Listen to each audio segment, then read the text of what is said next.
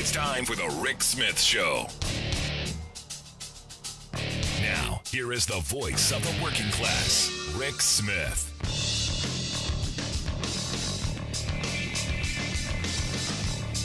And welcome, brothers, sisters, working class heroes. This is the Rick Smith Show. Thanks so much for being here today on the big program. Lots to get to, lots to talk about.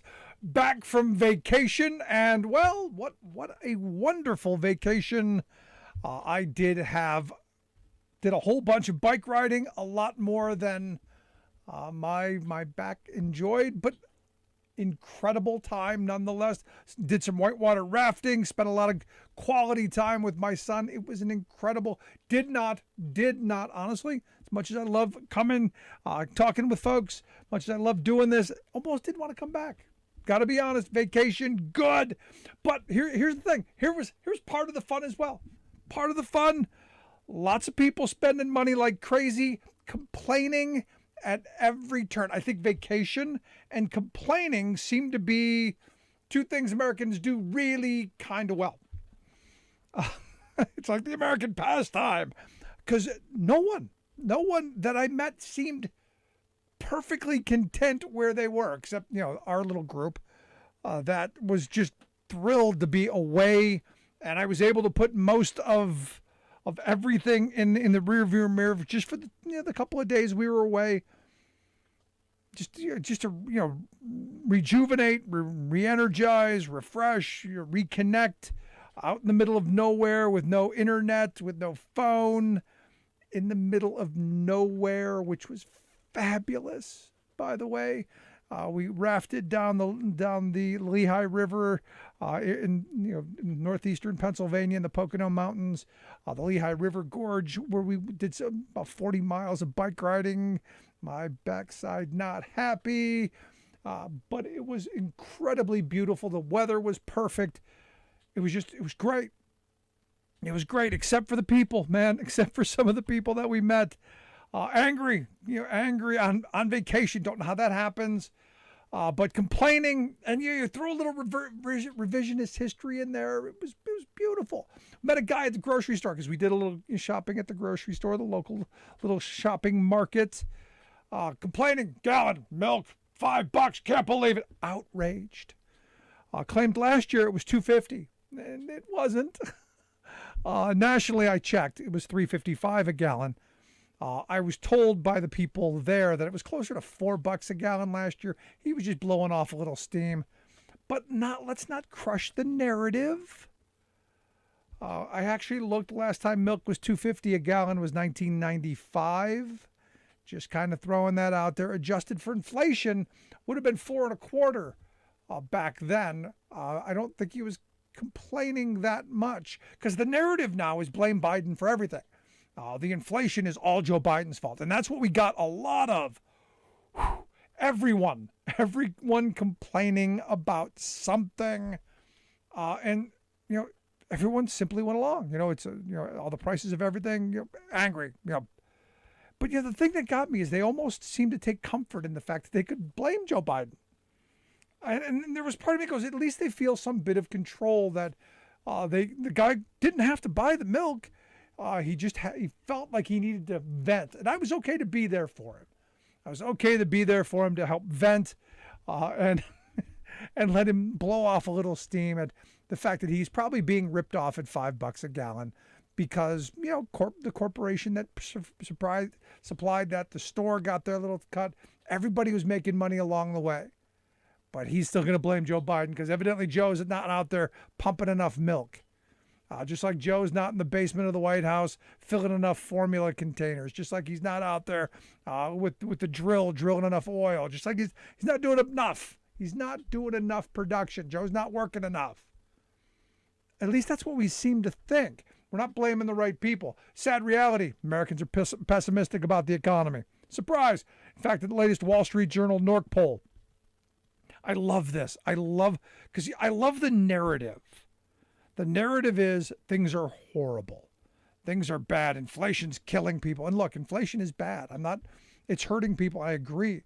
But the media narrative is beautiful. Some 83% of respondents describe the state of the economy as poor or not so good. More than one-third, or 35%, said they aren't satisfied with their financial situation.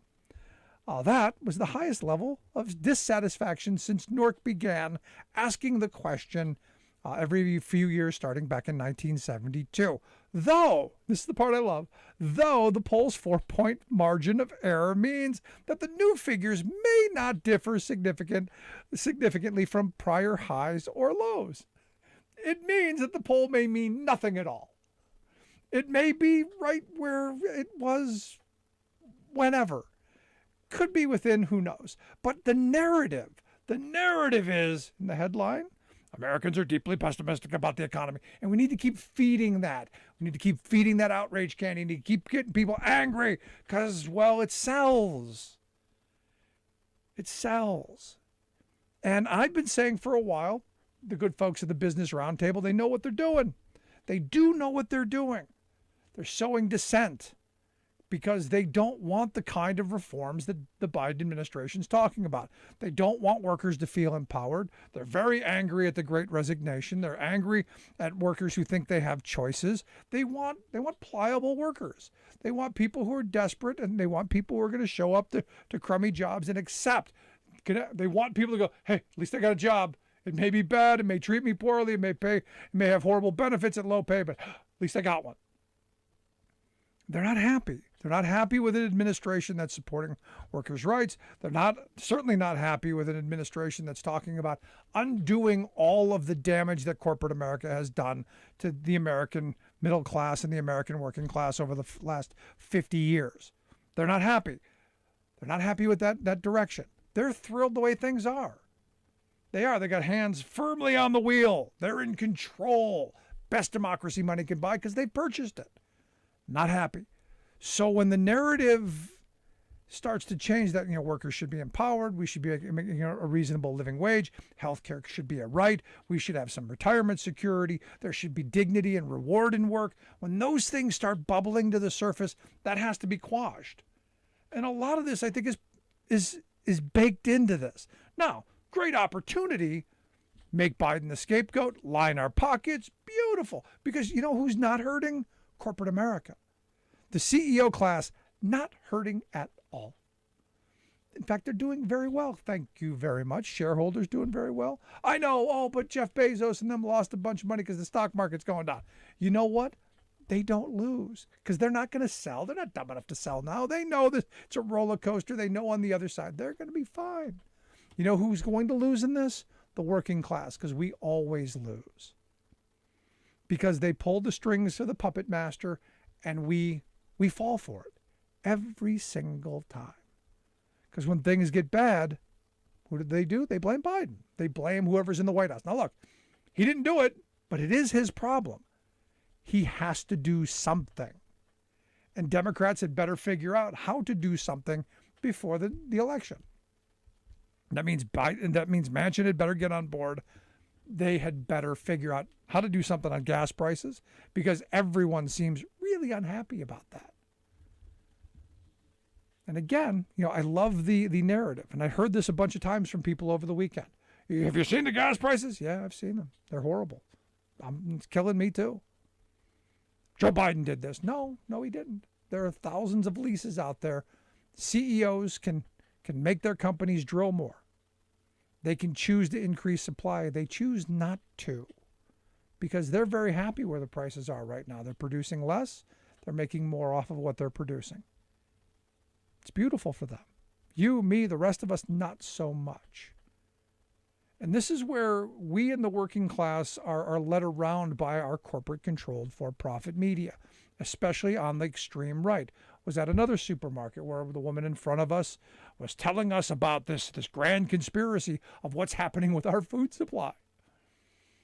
We've got 9 weeks of food left because they're bombing factories or whatever the tale she believed was being spun by the Newsmax folks. They're burning food factories. A plane crashed into another. I saw it on Newsmax. And as soon as she said Newsmax, I just said, I don't want to hear anymore. I'm on vacation. Please stop. There's nothing there that's anything close to reality. I have no use for them whatsoever. Please stop, please. And she was adamant.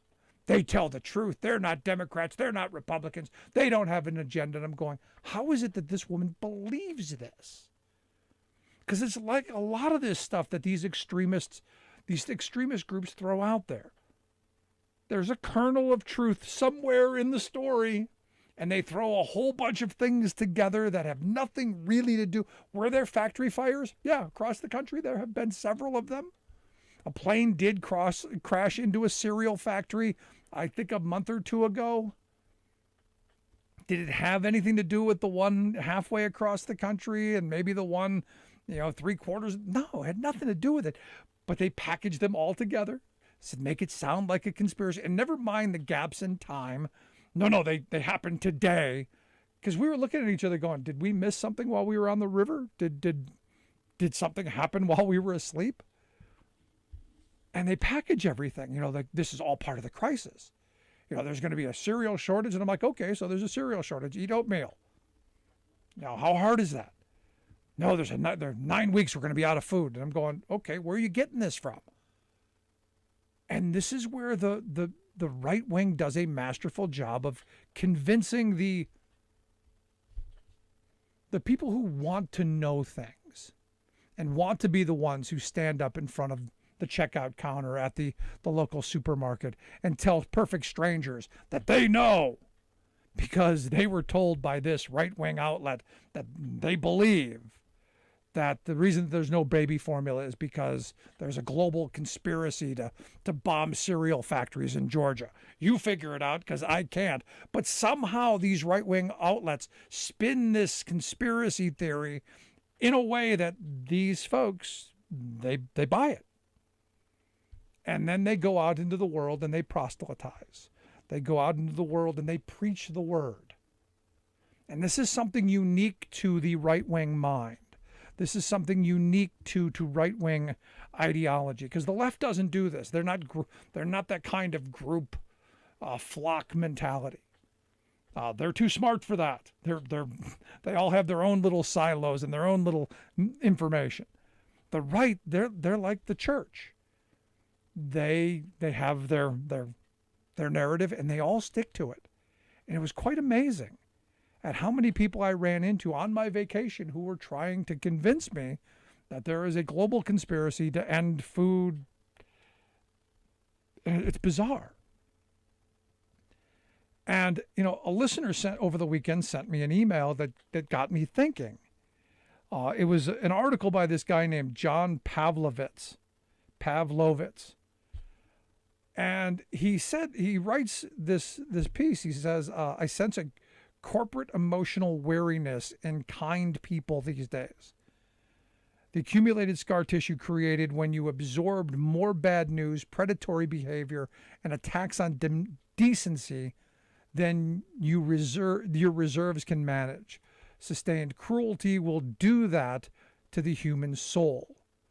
He says there's only so much contempt for humanity our minds are able to process until one day something snaps and we lose our ability to respond with the same urgency and resilience we once had.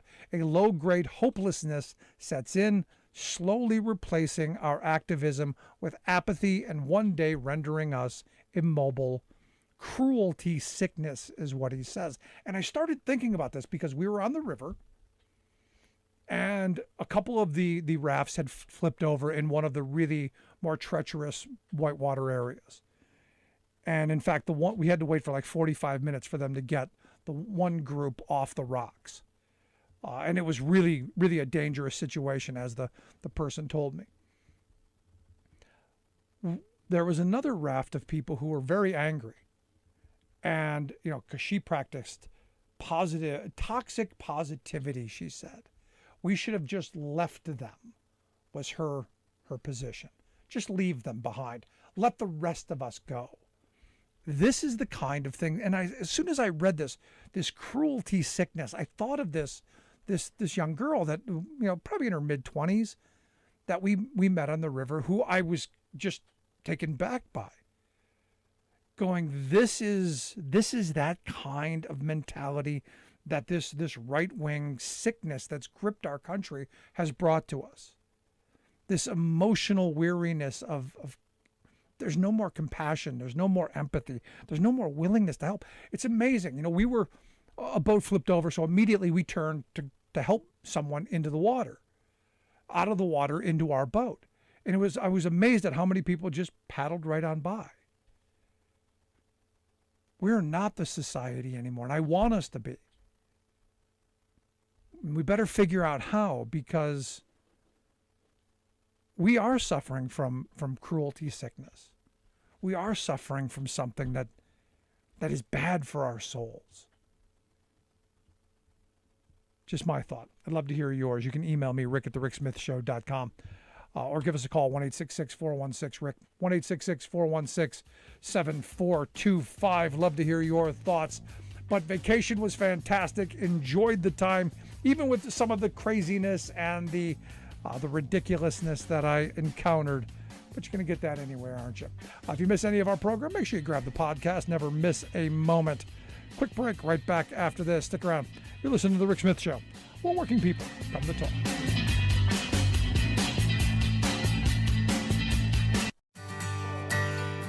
From the steel mills of Pennsylvania to the auto factories of Michigan to the modern makers movement, manufacturing makes our nation great.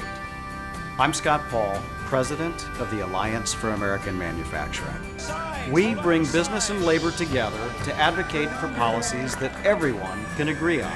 Together, we can strengthen manufacturing and create good-paying American jobs. Help us keep it made in America.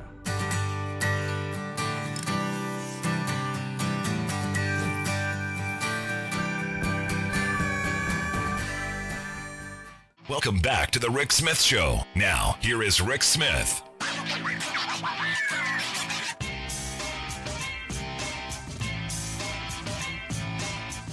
1-866-416-RICK, 1-866-416-7425. Check out the website, thericksmithshow.com. If you got a question, comment, something on your mind, want to hear it. Evidently, our Supreme Court has turned down the St. Louis couple who decided they were going to point their guns at the Black Lives Matter protesters, that means that their law license have been sanctioned, and I'm okay with that. Good on them. Also, senators are looking at possibly some kind of a deal by the end of this week. That's what is being reported by the folks at Punchbowl News. I'm not buying it, so we'll see. Not holding the breath. Now, Joe Manchin has said he's got some support for possibly raising the age to purchase semi-automatic weapons to 21. Also has questioned why people would want to or need to own an AR-15 style weapon. Don't get your hopes up. Joe Manchin does this. This is what Joe Manchin does. It's who he is. He's Lucy. This is the football. Get ready, Charlie Brown, to be on your back and looking up at the stars days, because expect nothing here. Because here's the reality. The reality is he's from West Virginia. And it's a state, it's a gun state, like where I live, gun state. People are okay with it. In fact, the most recent CBS poll found that 44% of Republicans say that, these mass shootings, just something we're going to have to get used to. It's going to just part of a free society, part of the culture, part of what we're going to have to get over it. Yep, we're helpless. Can't do anything about it. Can do nothing about it. Now, Arizona U.S. Senate candidate Blake Masters, he, on the other hand, has a different take. It's black people. That's it. It's their fault. That's his theory. Gun violence in this country is all because of the blacks. Yeah, that's that. And also, again, I love these these folks, these Republican politicians. And look, I can't believe that they're going to take the House and the Senate in November. I'm still hoping we wake up and someone shakes us awake and says these people are crazy. This Michelle Fiore, she loved this. She believes that the shooter in Texas, Uvalde, Texas, was transgendering. That's her word. It was transgendering.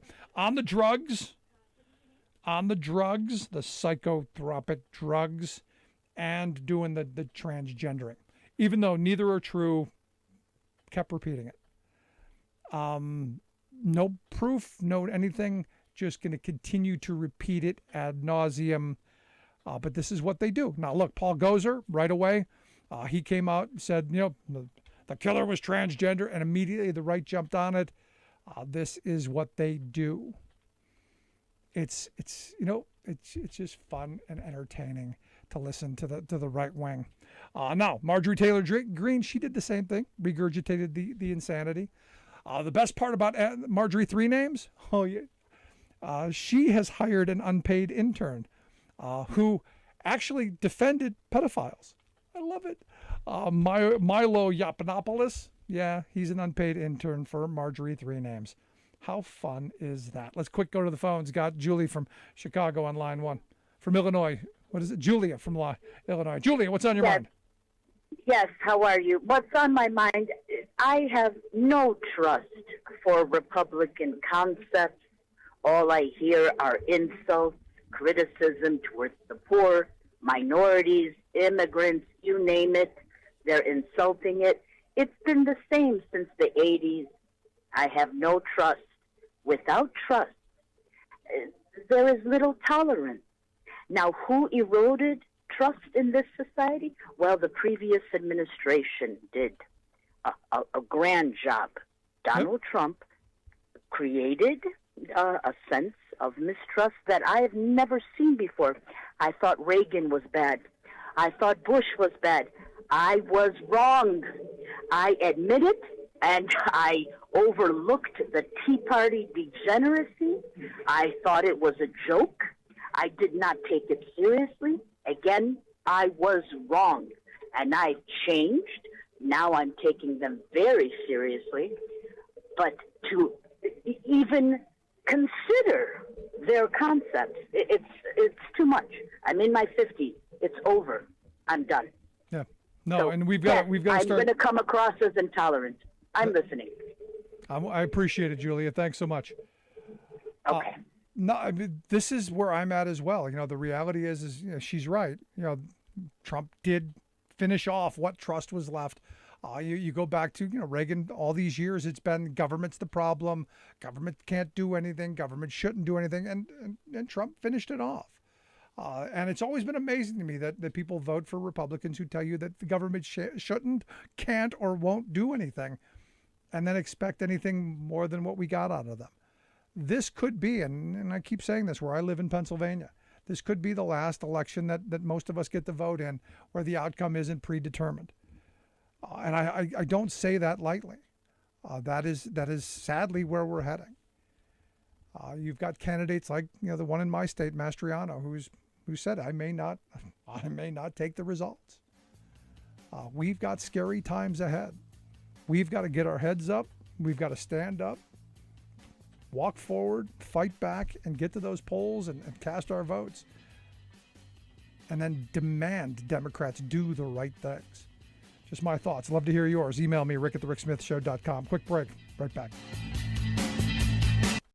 I've been driving buses for 5 years, and my day-to-day routine is I wake up a little earlier than most people. I get on a bus, I go out, I pick up some students and make sure they get to school nice and safe. Here in Fairbanks, Alaska, that can be a challenge because of the winter weather and the icy roads. But I love the job. So the Teamsters are great. They provide us a lot of protections. They've always taken care of their people, made sure that our jobs were secure. We didn't have to worry about whether or not we'd have a job from day to day.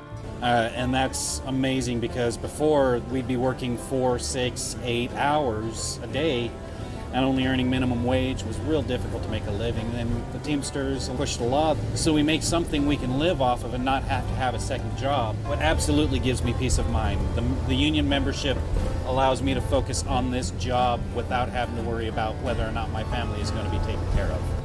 I'm Andrew Case, and I'm proud to be Teamsters Local 959.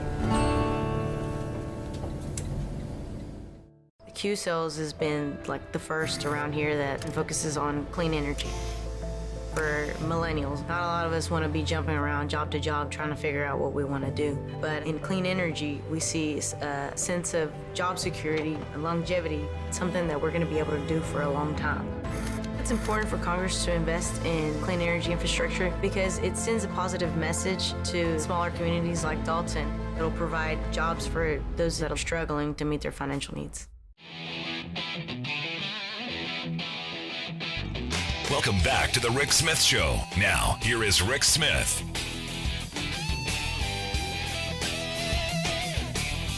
Still stuck on some of the polling, the economic polling stuff, not great. And, this coming week, going to be a lot on the January 6th commission. I don't think it's going to move anything. I think it's the economy, stupid. Got to do something about the economy. Let's quick go to the phones. Got Gary from Minnesota on line one. Gary, what's on your mind, brother? Well, Rick, I enjoy your program a lot. I like the union talk. My folks were in the union movement years ago. But, the price of oil, we don't get the full gist of it at what we pay at the pump because they got tons of subsidies, and we don't need these subsidizing them. We got to subsidize renewables, and look at the ecological mess we're getting from it. And I think this inflation, they're gouging the heck out of us. The bosses are making money hand over foot. I think they knew Biden would get blamed for it because I don't think they believe in democracy at all. I think they're behind this conspiracy. Remember the Koch network? They funded the Tea Party, and that started this stuff getting worse. And anyways, you don't think you're still enforced trust busting? I heard it's still on the books, and I'll get off the phone. No, Gary, I'm right there with you. I've been saying for the longest time, who's our Teddy Roosevelt? Who's going to come in and start busting up all of these? Who's our trust buster? And who's our Harry Truman? Who's going to be the person who's going to have the commission, who's going to look into all the profiteering? Who's going to bring these CEOs in and hold them accountable? Who is going to go after these profiteers and who's going to go after these folks and hold them accountable? I've been saying that for a while, Gary. Yeah, they're after to destroy our New Deal completely. They privatized Medicare. And next to Social Security, if they take over all of Washington, just watch it. Yep. This is really scary what's going on here, and our democracy itself, like you said. I'll let you go. Thanks so much, Gary. Appreciate the call. But no, the reality is, and this is what I've been saying all along, the reality is these CEOs, they know they got us by the short hairs. They got someone to blame.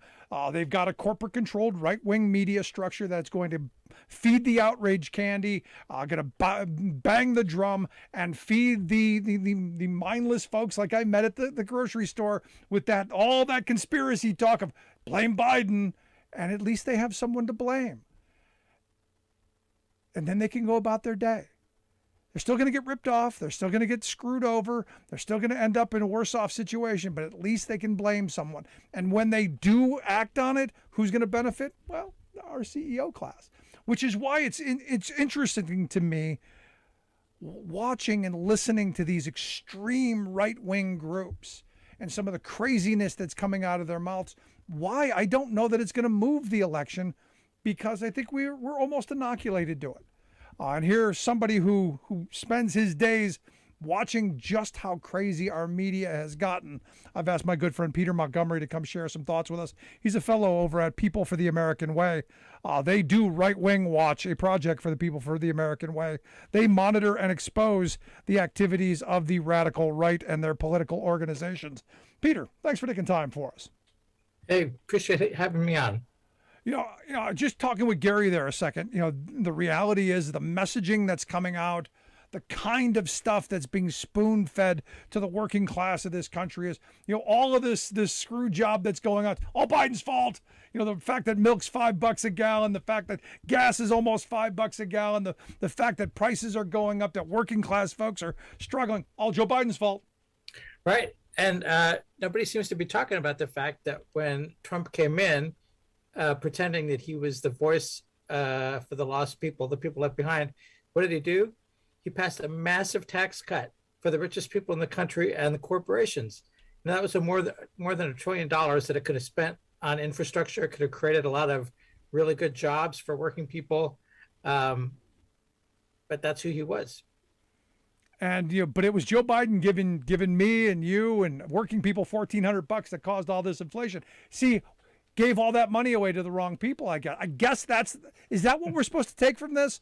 We, instead of giving money to the rich people, Biden gave a little bit to help people make it through the rough time, and that's what caused the inflation. Is that what I'm getting from this? Yeah, and I'm not sure exactly how that was supposed to have caused the inflation that's happening all around the world right now. So. Yeah, but here's the thing. We're Americans. We don't care about the rest of the world. And look, our media specifically and deliberately doesn't tell us all of the other things around the world. So, shh, don't tell them. Okay, I'll keep quiet. No, I'm not being serious. I mean, this just seems to be one of those kind of moments where you go, it's so absurd to go, no, we're the only ones. We're the only ones. Right. Biden inflation is what they're calling it. And you think about all the shocks that we've had, the war in Ukraine, the sanctions on Russia preventing food from getting out of Ukraine. I mean, there's so much going on right now that's playing into the economic mess. But yeah, I mean, there's so much going on. And now this week, they're going to be the start of these hearings, which are going to be interesting, but I don't think are going to move the needle at all. And today, the story, which is why I brought you on, a couple of more of these Proud Boy leaders charged with seditious conspiracy, which I said, why didn't January 7th? Why wasn't this the charge back on January 7th? Why weren't we locking these people back? What is this? We're middle of June, we're beginning of June 2022, right? This is a year, almost a year and a half. Why is this taking so long? I think it's because they're being very careful. I think the Justice Department is being very careful. And first of all, it was just a massive thing. There were thousands of people involved around the Capitol that day. They had to build the cases. They had to identify people. So far, more than 800 people have been charged with crimes on that day. I think the seditious conspiracy charges against the Proud Boys that just came out are on top of seditious conspiracy charges against 11 Oath Keepers that came out in January. And so I'm really looking forward to the public hearings that the January 6th committee is going to start holding this week and will be holding for the next couple of weeks, because I think they're really going to lay out this was a crime against the country. It was not just the people who were at the Capitol. It was the people who for weeks planned and schemed to convince Americans of a big lie and to convince Americans that, it was worth going to war against their own government. Yeah, I said on January 6th, I said that night when we came on the air, I said, you know what, I'm not really concerned all that much about the people who defecated on the floor or urinated on the desk or broke windows. Not all that concerned. We got to get them. You've got to hold them accountable. Absolutely.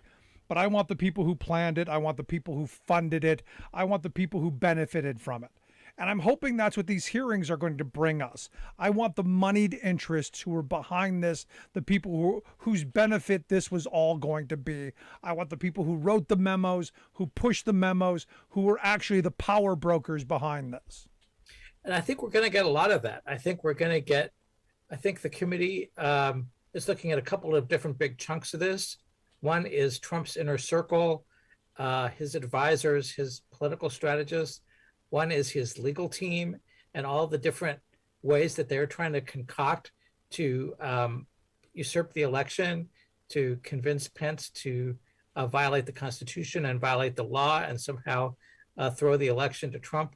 I think that's all going to be laid out in really explicit detail, along with more details about the conspiracies, to create the violence that would prevent Congress from affirming Biden's victory that the Oath Keepers and the Proud Boys have been charged with. Now this seditious conspiracy charge, let's say they're all found guilty. What does this mean? I mean, I don't think a lot of people know what this would get. What kind of penalties are we looking at here? Are we lining people up and shooting them in the ellipse, or what are we doing? We're not going to be doing that. It's very similar to treason, but it's not treason. And I'm not a lawyer, so I can't really parse that out too much. But I think that it's 20 years in prison for seditious conspiracy. So it's a serious charge. It's not like some of these, misdemeanor kind of trespassing things that some of the folks who went into the Capitol but weren't really involved in the violent attacks and the police have gotten some smaller charges, but I think these are really serious charges. It's very serious jail time, and I think that it's laying the groundwork to eventually go after some of the Trump inner circle. I hope that these people were conspiring with, Trump's legal team and his political strategists and members of Congress were all part of this. Do you think this rises to the level of getting Trump? I mean, I said from the beginning, I don't believe, and I still don't believe it's going to rise to that level. I still don't believe we're going to hold him accountable. And yet I see, Jamie Raskin was interviewed by Vanity Fair and said, Trump is a one-man crime wave. Do we hold the one-man crime wave accountable? I think we have to see. I think a lot of people share your skepticism. I mean, he's gotten away with stuff his whole life. He's gotten away with stuff throughout his presidency, and he clearly has gotten away with stuff so far. We'll see just how much evidence the committee can bring out. We'll see just how many more indictments the Department of Justice is going to bring with its criminal investigation. There's a lot of smart people and investigative power being applied to get at the truth. Yeah. And that's in spite of the fact that, all these members of Trump's inner circle and members of Congress are actively trying to sabotage the investigation. They are breaking the law by refusing to comply with subpoenas. So the law breaking continues. It did not end on January 6th. Right. One of the things in the indictments against the Proud Boys and the Oath Keepers that made it clear is that they didn't stop on January 6th either. They continued conspiring, and Stuart Rhodes of the Oath Keepers continued amassing weapons and talking about, civil war, even after January 6th. And so the law breaking is still going on, and I'm hoping that some of these folks will get held accountable. We did see a member of Trump's inner circle, Peter Navarro, arrested just recently. So that might be one sign that they're getting closer. It would be interesting. I mean, the past has shown us we don't go and hold presidents accountable for their past acts. It's just not something we've done. So the safe money is we're not going to go after and hold Trump accountable. Although I think we should. At some point, we have to hold someone accountable. Now, one of those people I think absolutely should be held accountable is my Congressman, Scott Perry, who is somebody who is knee deep or eyeball deep in this whole thing. Again, another one of these actors who I want to see what's role. We've seen some of the text messages. I want to see what his entire role was in this whole thing. As same thing with Marjorie Trader Green, and the same thing with Lauren Boebert, and the whole list of them. Yeah, I agree. I am really, really hoping that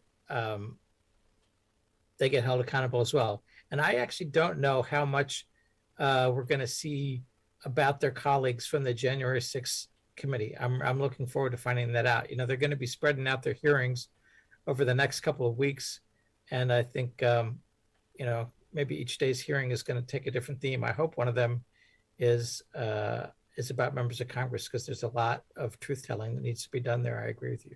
So how do you expect this to go out? Because part of this, I know on Thursday there's going to be a prime time presentation. I know they've hired a former TV executive to kind of help with the presentation, because you can't just have a boring trial, because nobody wants to sit through a whole trial. How do you expect this to play out? What do you see the future of this looking like? So what we know now is that first prime time is going to be on Thursday this week. That'll set the stage, and I think we'll really see people like Jamie Raskin, who you mentioned, who's one of the most brilliant, clear-talking people we have in Congress, who can talk about why this is so important and what it means for the country. And then, I don't know if we know which days they're going to take up which topics. I don't think they've made that public yet, but I think the next hearing is going to be next week. And after the prime time, they'll have a few that are more daytime hearings, like 10 to noon, 10 to 1. We'll have a few of those over the next couple of weeks. They may close with another prime time to wrap it up. And then they're also talking about continuing to hold some hearings this fall, additional hearings this fall, maybe, where they will lay out, in addition to sort of more of the truth telling, that might get into proposed legislative fixes. How do we clear up whatever uncertainties there are in the law, the kind of things that Trump's lawyers are trying to exploit. Yeah, no, it'll be interesting to see. You listen to the Rick Smith Show here with Peter Montgomery. He's a fellow at the People for the American Way. You can check out their website, pfaw.org, if you want to see their stuff. Also, you want to check out the other work that they do, rightwingwatch.org. Lots of craziness and insanity. You want to see what the right wing's spewing? That's where you go, because, oh boy, the fun, the insanity, the conspiracy theory right there, all not all of it, but some of it debunked as well. And the reason I bring that up is I was on vacation this past couple of days this past week, and I'll tell you the number of people that I ran into who were just actively regurgitating conspiracy theory. We're 9 weeks to being out of food, and we're all going to starve because of Joe Biden, and this is a planned conspiracy. And you go, where are you getting this stuff from? What kind of kookery are you digesting? I'm often amazed at the conspiracy theory that they throw out. This one woman went on at the grocery store about how they're bombing food plants, and they're setting fires to food factories, which is why we have baby formula shortages. And you go, where did you? I heard this on Newsmax, and they threw a bunch of these things together. It was literal insanity. But she had put this into, it just happened within the last couple of days, and this is the reason food prices are so. She had a very strong narrative of why everything was happening, of a whole bunch of things that had no connection whatsoever to each other. But boy, they found the thread. Yeah, it's pretty astonishing. We've really had, we had Pizzagate, then starting in 2017, we had QAnon.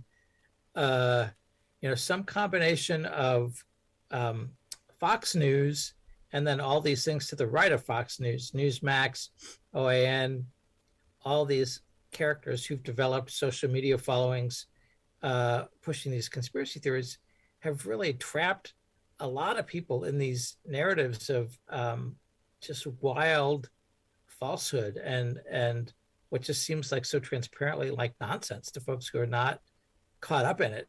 But a lot of people have gotten caught up in it. They're being manipulated. They're being lied to. Their fears are being stoked by people who, are either doing it for profit or power or both. And it's really tragic and it's dangerous. So I think it's important to expose what's going on, to try to reach people with truth telling, although that often doesn't break through.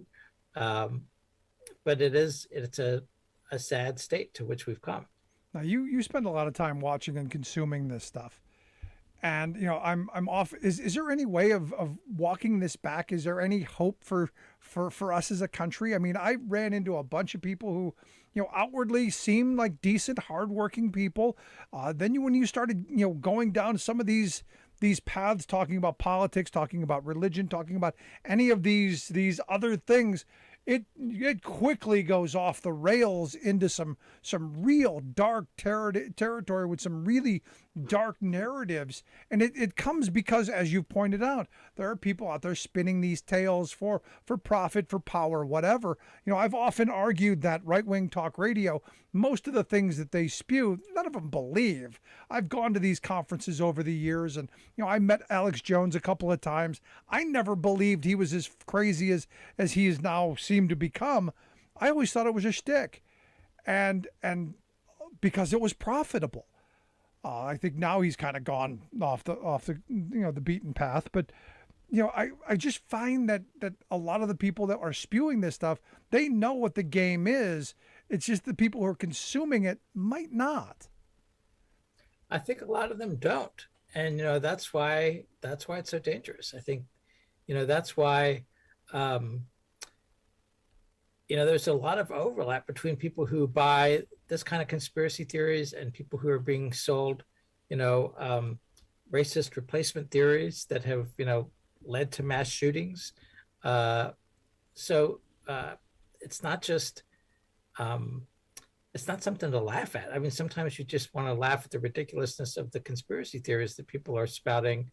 I mean, here it is, 21st century, and we've got, freaking flat earthers out there. Yeah. It's frightening. But it really has the potential to lead to violence, and then also to just really, the election of people who have no business being in office, like, you mentioned Green and Boebert and folks like that. No, we've definitely got scary times ahead, and I'm grateful for the work that you guys do over at Right Wing Watch, bringing attention to this insanity. I hope folks will check it out, rightwingwatch.org, also pfaw.org for People for the American Way. Check out the work that they do. Peter, I appreciate the time. Always great stuff. Thanks for the information. Thanks for having me on. As always, good stuff, our friend Peter Montgomery. Love to hear your thoughts. Email me, rick@thericksmithshow.com, or give us a call, 1-866-416-RICK, 1-866-416-7425. This is The Rick Smith Show, where working people come to talk.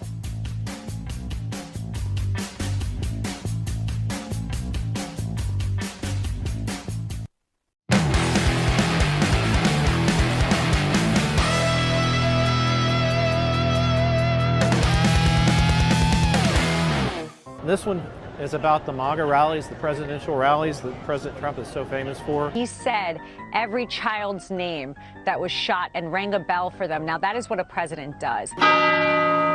What about getting a department that can look at young men that's looking at women, that's looking at just social media? What about doing that, looking into things like that, and we can stop that way? This is not about virtue cycling and signing. Fear of being stigmatized. Fake meat that grows in a Peachtree dish. And there are 300-something million people, 400 million guns. You don't see that as a problem? No. Let me tell you the truth about the enemies of the Second Amendment. They are schooled in the ways of Marx and Lenin. These are the exact same people that want to murder unborn children in the womb by dismemberment all the way up to birth. But yet now all of a sudden we're supposed to believe that they care about children. It's the gun-free school zones, Tucker. Those are the biggest problems. At the end of the day, we're going to look at the people who do these acts, we're going to convict them, and we're going to punish them. Sir, you can't convict him. He was killed. He's dead. He was killed along with 19 children in the school behind me. Hi, I'm Mike Crispy, and I'm running for U.S. Congress because we need to put election integrity first. That starts with ending ballot drop box. He's a tough guy. He doesn't want to do it. He doesn't want to run into a nest of illegal aliens that happen to like knives very much. There has been still no evidence or proof provided that there was any sort of fraud in that. Well, no, that's wrong. I don't know why you people in the media keep saying that, but that is absolutely false.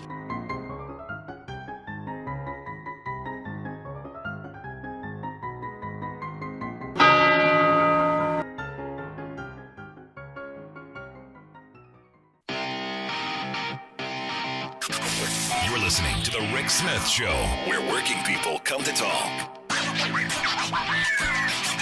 So real quick, here's some good news. Ford Motor Company's announced 1,800 jobs to Northeastern Ohio. And of course, the Republicans waited no time to claim responsibility for that. The Republican governor, the Republican lieutenant governor, a bunch of Republican representatives patting themselves on the back, even though now remember, these are the people who are against the electric vehicles, against green energy, no Green New Deal. These are 1,800 new jobs. Why? Because Ford is going to, build their EVs in the Avon Lake plant there in Lorain County, which is a huge plant. I've been by it a number of times. They're saying, no, look what we've done. No, this is Biden's policies. Also, the president is pushing to a new executive order to spur more domestic production of solar panels and clean energy technology. Good on him. I'm sure Republicans will claim those jobs as too, because, hey, look, might as well. They get away with that every time they vote against a policy that the Biden administration has put forth, like the transportation bill, rebuild our roads and bridges and our infrastructure, running around. Look what we've done, even though we voted against it. So I'm hoping come election time, folks, remember These folks, these Republicans, all of them across the board universally voted against investments in our country and are universally against the idea of investing in the future. Hold them accountable for this. They believe, let the free market do it. And on that vein, turns out, evidently a retail holding company named Franchise Group, they are looking to buy Kohl's. So I give Kohl's 2, maybe 3 years to be in business before they suck this company dry and load it with debt and Toys R Us it. The future here, folks. What these companies do, they get their money, they get their investment back right away. They load it up with debt, suck it dry, all of its assets, and then cut it off to die. We've seen it played over time and time again. So don't be surprised. Mark it on the calendar. I predict 3 years. I'm giving it 3 years. Just my thoughts. But the jobs, we need those green jobs, and we need them in a big way. It would be nice if we had a functional Republican Party who would come along and invest the way we need to. Love to hear your thoughts. Email me, rick@thericksmithshow.com. Make sure you grab the podcast. You can get that at the website or wherever you get those podcasts. Calling all builders, all welders and roofers, engineers and electricians, calling all brick masons and boiler makers, steel workers and steam fitters. Your country is calling you to rebuild America, to create a cleaner, safer, more prosperous future for all. Tackling climate change, this is the job of our lifetime. It's time to build back better. Let's get to work. It doesn't matter what kind of weather. It doesn't matter what time of day or night. When Mother Nature's done her worst, the only thing that matters to us is keeping the lights on for you. The hardworking women and men of the International Brotherhood of Electrical Workers, dedicated to keeping the power on in communities all across the country. Because when bad weather strikes, we know what matters most. IBEW, the power professionals. Seriously, I mean, this is one of those moments where you go, if I'm the president, I'm threatening to nationalize the oil companies. And you go, you can't do that. And you're right, I couldn't. I wouldn't get away with it. There have been these threats in the past. I think Truman threatened to nationalize the steel industry. And that got pushed back on. But you know what it did? It got them back to doing something. This needs to be, there needs to be something drastic. The moneyed interests have so much power in this country. And, Bob hit an important point.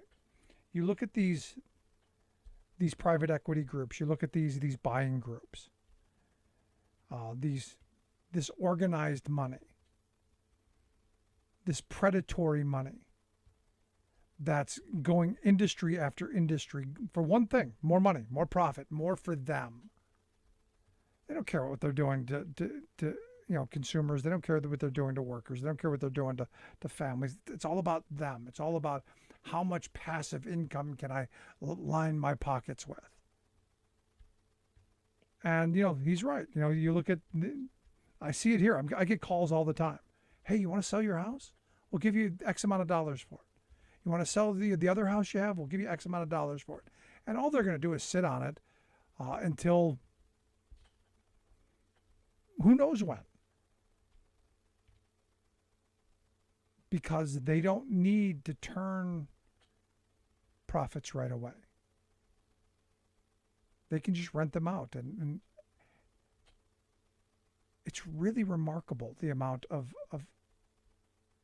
housing that's being bought up by these profiteers. Industrial slumlords. It's frightening. And we keep giving them huge tax breaks. We've created a billionaire class by having a really low tax rate. And what we've said is we're going to give the smart people the money because they know what to do with it. And you know what they're doing with it? They're literally buying our souls. They're buying everything. because we've given them the wealth to do it. You know, back when there was a top marginal tax rate of 92%, they didn't have this kind of wealth. Now, because Trump just gave them a couple of years ago another $1.9 trillion, you don't hear much from the Republicans about that. They're buying up the housing stock. They're buying up, as much as they can get their hands on. But, hey, it's America. It's capitalism. Scary times. Love to hear your thoughts. Email me, rick@thericksmithshow.com. Agree with me, disagree with me, email me, rick@thericksmithshow.com. If you miss any of the program, make sure you download the podcast either at the website or wherever you get your favorite podcasts. If wherever you get yours, it's not there, let us know, and we will make sure it gets there. Thanks so much for tuning in. Got a big week ahead. The hearings, lots more on the gun issue, lots more on Amazon, lots to get to. Thanks for being here. See you back here next time.